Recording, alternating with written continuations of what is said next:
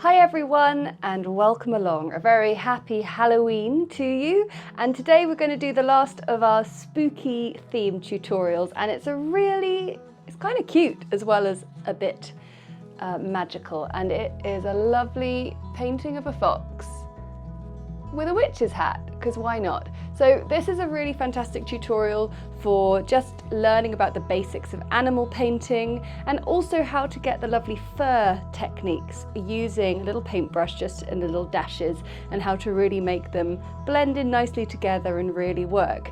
The funny thing is, I don't know if you can see, but I didn't quite wash out my water jar enough from when I was using glitter paints the other day. So for me, this has a lovely little sparkly glitter to it, which seems perfect. So if you want to add an extra bit of spookiness with some lovely metallic paint over the top, go for it. This is the time of year to do it.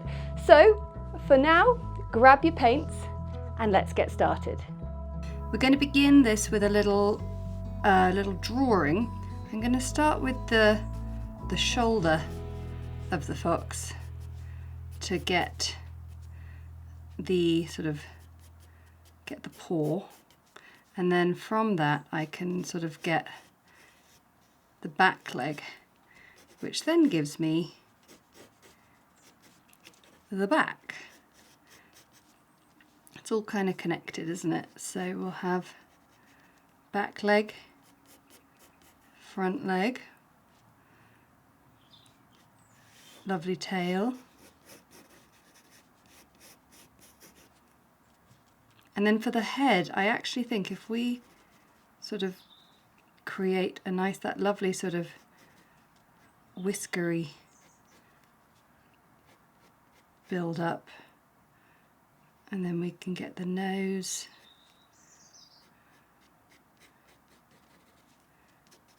and we're going to make this lovely fox much more tufty and fluffy, but then we can have that coming down here and get the ear. And then because it's Halloween, and one of my patrons asked me, we're going to put a little witch's hat on this chap.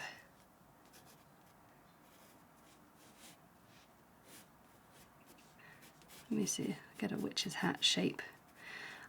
Why am I finding a witch's hat so hard? We'll work something out. Maybe I just don't need it to be quite so big.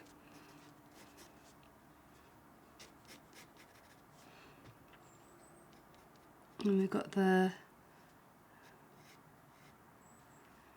lovely eye. And then I think sort of once you get your head in, you start to see, is the rest of my body big enough? Maybe I'll make it a bit bigger. And also, of course, if drawing just in general is not your thing, remember you can always pause the video, take a screen grab and use this as your template. But as you can see, I'm a very sketchy drawer. This is why I try not to do too much of it. And then what I'm going to do is I'm going to roller with a putty rubber my pencil drawing, because then it means that I can just knock back all of this pencil until I've got the bare bones of it, and then I can really let my paintbrush do the talking, because that's how I like to do most of my drawings and paintings. I really love painting foxes. There's just something about the way their fur swishes about on their body. It really sort of, I don't know, it's just got lovely contours and things. So colours wise, for the white fur, I've got buff titanium and Payne's grey that I'm just mixing up with much more buff titanium than Payne's grey, but Payne's grey is so dominant, it's really taking over things, but that's creating a nice soft grey. Then for the orange fur, we've got Pyrrole orange, cadmium orange, which should be enough for us. And then they do have the black paws, so we'll have some ivory black involved as well. Okay, so I think I'm going to, start with the lightest colours first.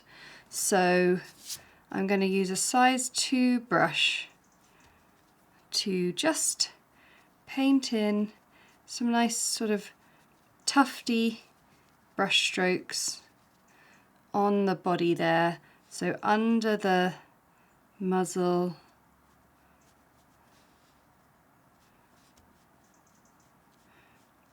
remember the great thing is with the white fur you can always go over the top of it, so you could overpaint on the white bits.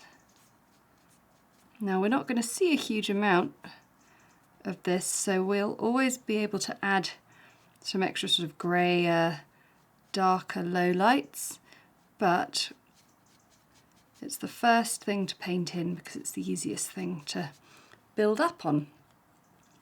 So that's looking really nice. I'm going to go down to a size 0 brush for the fur. I'm going to start with cadmium orange because it's the slightly less intense colour, and I'm just going to begin down the back, really enjoying how those brush strokes fan out and follow the line of the body.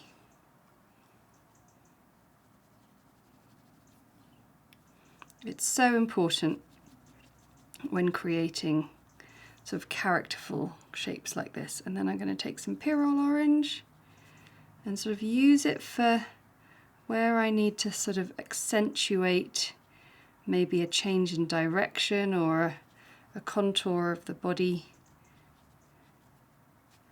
And then the fur should be, yeah, the white fur should be dry enough. I'm just going to sort of gradually, gently paint into it a little bit, so a little bit of extra vibrance on the shoulder there.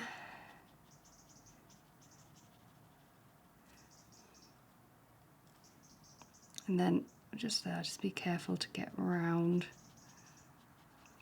the leg. And then that is going to turn into black down the paw.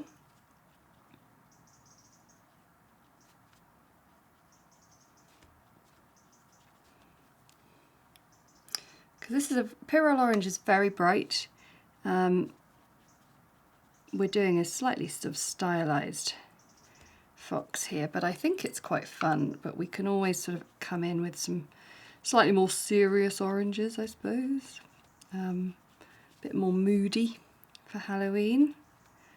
But that's the beauty of this tutorial, is whether you are into Halloween or not, you can still enjoy the fox of it all.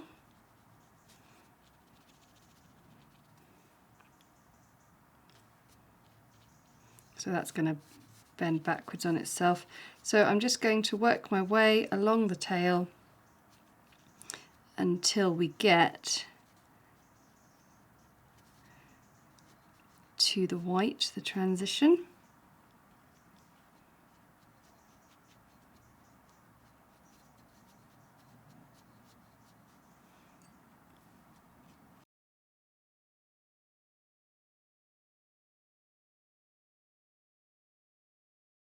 I've mixed in a little bit more Payne's Grey into my buff titanium, so that's making now for a slightly stronger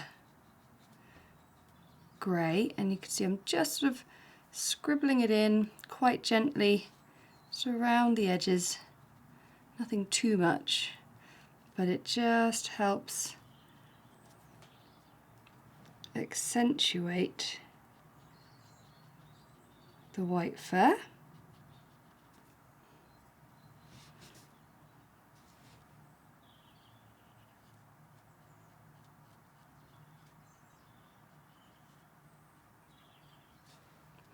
And then down here I've got black, but I've also got burnt sienna Payne's Grey, which I think if I put a little bit more brown into it, just take a little bit off there, will be rather nice to just get a little bit of sort of rich darkness into the orange fur. just here and there, because they do have that more shadowy feel running through the fur.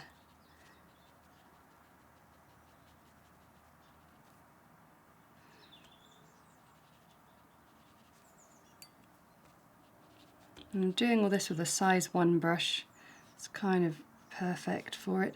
And then what I can do is I can sort of start to sort of introduce that darker colour down into the paws, and then, hey presto,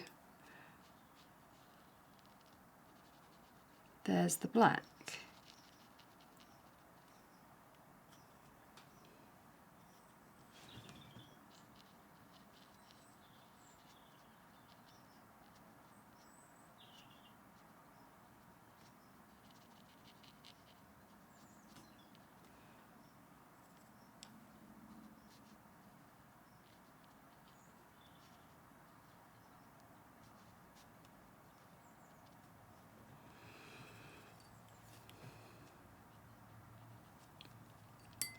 Now we've got the witch's hat. What I'm going to do is I'm actually going to start it with a bit of permanent rose, which is slightly surprising. But what I've found whenever I'm doing sort of slightly witchy things or spooky things, what's nice is all the other colours that you find in the darkness, like doing starry night skies and things like that.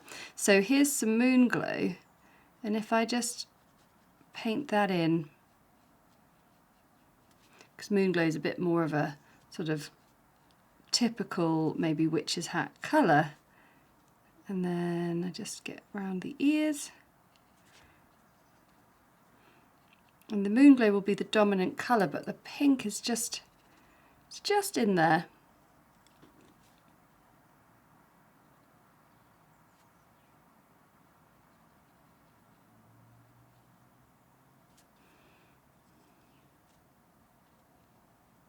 It's always good to sort of try and think about what other colours are lurking in something that you don't always see.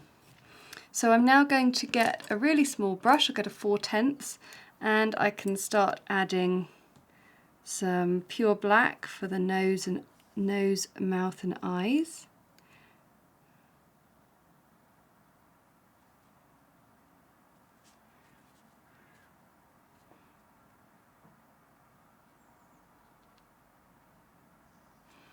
Quite nice leaving just a tiny bit of unpainted space on the eye there. Now the hat might still be a bit wet for the ears, but that looks okay.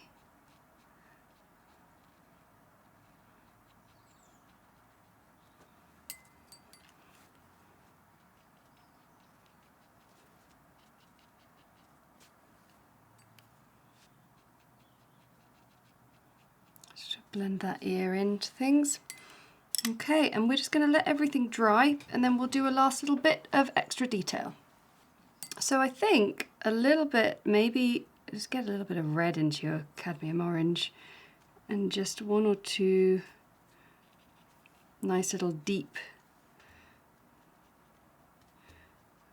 strokes of colour. They've got a nice richness to them.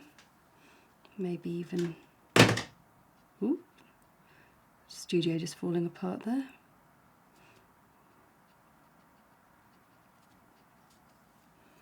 And if they feel like you've sort of plonked them on, just get a clean wet brush and just soften them in a little bit. It is watercolour after all. I'm going to take some black and do a little band on the hat. Maybe just some concentrated moon glow to get a bit of a crumple of texture on the hat. And I feel like he's lovely. I think he's done. I always like to do a little bit of a shadow. I wonder what he's looking at. Maybe he's looking at the moon. So we'll have his shadow down like that, and that also means then that he's probably got a bit of shadow on the body as well.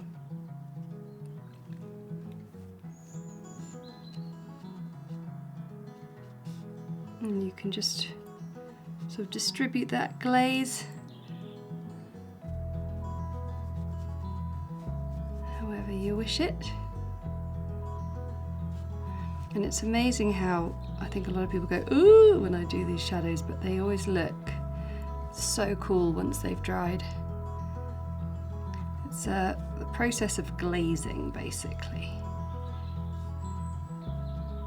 It's what gives your piece real contrast and life. It gives your piece life.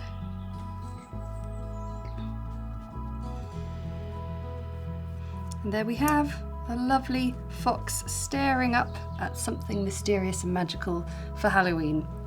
Thanks so much for watching, and don't forget to share your finished paintings on Instagram. Tag us at Winton Paper Co. You can also find us on TikTok, Facebook, Pinterest, and pretty much anywhere else that you might want to share your paintings. Thanks so much for watching, and I'll see you again next time. Bye!